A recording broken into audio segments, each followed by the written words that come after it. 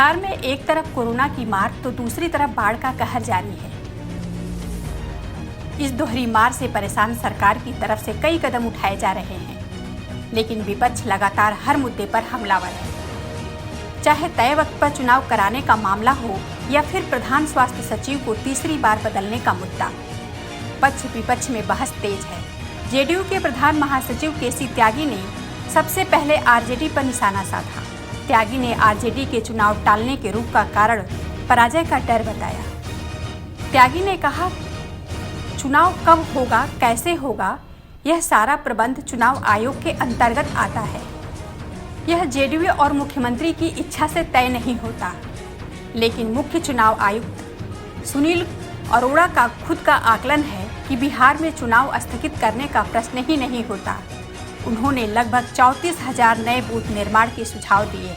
मतदान का समय बढ़ाया जा सकता है, सोशल डिस्टेंसिंग का ख्याल रखा जाएगा, मास्क और सैनिटाइजेशन की व्यवस्था होगी और कुछ तकनीकी प्रक्रिया भी अपनाई जाएगी। लेकिन जिनकी पराजय तय है वे इस तरह की मांग में लगे हैं कि चुनाव टाला जाए। कोरोना संक्रमण को देखते हुए बिहार में इस बार स्वतंत्रता दिवस के समारोह सीमित दायरे में होंगे।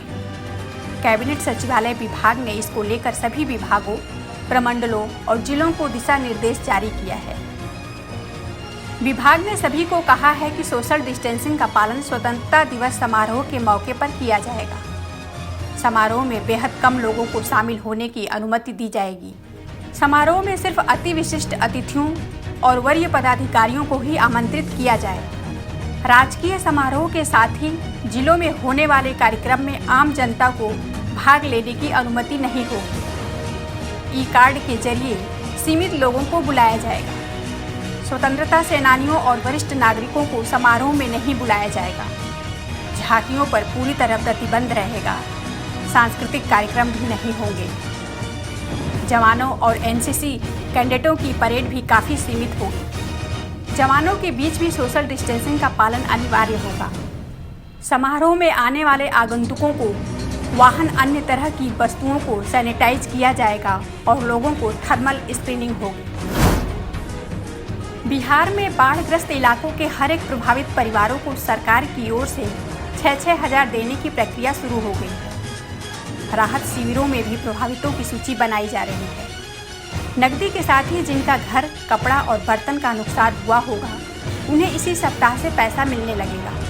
आपदा प्रबंधन ने प्रभावितों की सूची को अंतिम रूप देना शुरू कर दिया है, जबकि फसल व पशुओं के नुकसान की जानकारी आने पर प्रभावितों को इन मुद्दों में भी सहायता दी जाएगी। बिहार में अभी 11 जिले सीतामढ़ी, शिवहर, सुपौल, किशनगंज, दरभंगा, मुजफ्फरपुर, गोपालगंज, खगड़िया, सारण, पूर्वी और पश्चिमी चंपारण प्रभावित है। इन जिलों के 25 लाख से अधिक आबादी बाढ़ से प्रभावित है। 8 की मौत हो चुकी है। इन प्रभावितों को सहायता देने के लिए आपदा प्रबंधन ने लोगों की पहचान कर उनकी सूची बनाने का निर्देश जिलों को पहले ही दिया था, जिसकी रिपोर्ट आनी शुरू हो गई है। विभाग ने कहा है कि बाढ़ग्रस्त इलाके के सभी परिवारों को सहाय अनुदान यानी जीआर मद में 6,000 दिए जाने हैं। इसके लिए राहत शिविरों में भी प्रभावितों का नाम पता के साथ ही बैंक खाता भी लिया जा रहा है। प्रभावितों को 6,000 नकदी सीधे बैंक खातों में हस्तांतरित होगी, जबकि जो राहत शिविर में नहीं आए हैं उनके लिए प्रखंड के अधिकारी पंचायतों के सरकारी कर्मी की सहायता ले रहे हैं। साथ ही मुखिया व अन्य जनप्रतिनिधियों की भी सहायता ली जा रही है। पिछले वर्षों में जिन इलाकों में बाढ़ आए थे उनकी सूची जिलों के पास है, उस सूची से भी मिलान किया जा रहा है। पटना को उत्तर बिहार से जोड़ने वाले महात्मा गांधी सेतु का पश्चिम लेन 31 जुलाई से चालू हो जाएगा। बिहार के पथ निर्माण मंत्री नंद किशोर यादव ने बताया कि पटना में गंगा नदी पर महात्मा गांधी सेतु के पश्चिम लेन पर 31 जुलाई को दोपहर बाद से वाहनों का परिचालन शुरू हो जाएगा। बताया जाता है कि इस पुल से करीब बिहार की कुल 9.5 में से करीब 5 करोड़ की आबादी सीधे सीधे जुड़ी हुई है। इसलिए इसे उत्तर और दक्षिण बिहार की लाइफलाइन कहा जाता है। केंद्रीय रोड एवं परिवहन मंत्री नितिन गडकरी नई दिल्ली से और बिहार के मुख्यमंत्री नीतीश कुमार पटना से वीडियो कॉन्फ्रेंसिंग के जरिए कार्यक्रम में शामिल होंगे। नंदकिशोर ने बताया कि उत्तर और दक्षिण बिहार की लाइफलाइन माने जाने वाले गांधी सेतु के पुनरुद्धार का कार्य अब से 3 साल पहले जुलाई 2017 में शुरू हुआ था। पश्चिम 2 लेन का जीर्णोद्धार का काम पूरा हो चुका है और बरसात के बाद पूर्वी 2 लेन के जीर्णोद्धार का कार्य प्रारंभ किया जाएगा। पश्चिम 2 लेन पर आवागमन खोले जाने के मौके पर उप मुख्यमंत्री सुशील कुमार मोदी भी उपस्थित रहेंगे। भारत निर्वाचन आयोग ने चुनावी कार्य में जुटे सुरक्षा कर्मियों, मतदान कर्मियों और ईवीएम के इंजीनियरों को चुनावी ड्यूटी के दौरान कोविड से होने वाली मौत पर बड़ी राहत देने का निर्देश दिया है। आयोग ने सभी राज्यों को आदेश दिया है कि चुनावी ड्यूटी के दौरान कोविड से मौत होने पर मतदान कर्मी के परिजन को 30 लाख दिया जाएगा। आयोग ने राज्यों के मुख्य सचिव और मुख्य निर्वाचन पदाधिकारियों को निर्देश दिया है कि ईवीएम के बीईएल और एसीआईएल के इंजीनियरों को कोविड संक्रमण होने पर कैशलेस इलाज की व्यवस्था सुनिश्चित की जाए। साथ ही यह निर्देश दिया है कि बीईएल और ईसीआईएल के इंजीनियर जो ईवीएम की प्रथम स्तरीय जांच, ईवीएम की स्थापना, मतदान के दिन और मतगणना के दिन उनकी गिनती मतदान कर्मी के रूप में होगी।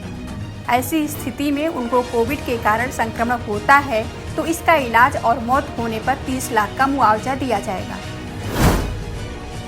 लंबे समय से मुख्यमंत्री नीतीश कुमार व उनकी सरकार पर हमलावर रहे लोक जनशक्ति पार्टी अध्यक्ष चिराग पासवान ने अब नया टर्न लिया है। चिराग पासवान ने मुख्यमंत्री नीतीश कुमार पर भरोसा है। चिराग ने बाढ़ की चर्चा के क्रम में मुख्यमंत्री से बात की। कहा कि बिहार में बाढ़ की स्थिति चिंताजनक है, लेकिन उन्हें नीतीश कुमार पर भरोसा है। उन्होंने इससे जूझने के उपाय जरूर किए होंगे। उन्हें बाढ़ से जूझने का 15 वर्षों का अनुभव है। चिराग ने पार्टी के अपने vision document Bihar first Bihari first पर भी चर्चा करते हुए पार्टी के लोगों से 5 अगस्त तक सुझाव मांगे। उधर राष्ट्रीय जनता दल ने तंज कसा कि बिहार का युवा रोजी रोटी के लिए परेशान है और चिराग बिहार फर्स्ट बिहारी फर्स्ट की बात कर रहे हैं। आरजेडी ने चिराग से सवाल किया है कि पहले आपके चचा यानी चाचा नीतीश कुमार फर्स्ट या आप फर्स्ट।